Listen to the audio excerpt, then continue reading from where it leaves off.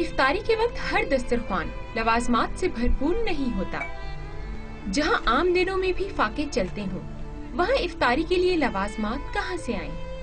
ऐसा ही एक खानदान 45 साला नगीना बीबी का है, जिसे इफ्तारी के लिए पानी पर गुजारा करना पड़ता है।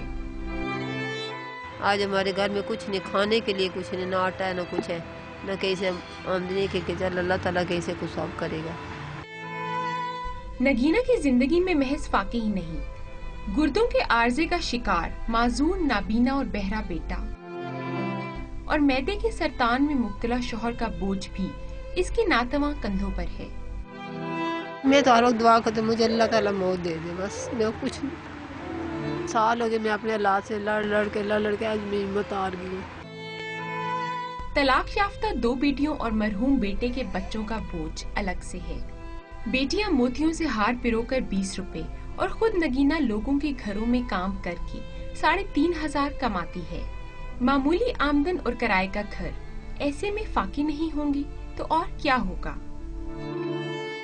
हुकूमत हर साल रमजान में ज़कात की मद में अरबों रुपए इकट्ठा करती है ताकि नगीना जैसे मुस्तहिक खानदानों की मदद की जा सके, लेकिन इस खानदान की हालत ज़ार देखकर यूं लगता है कि ऐसे अफराद ज्यादातर मुतल्लिका इदारों की नजरों से ओझल ही रहे हैं।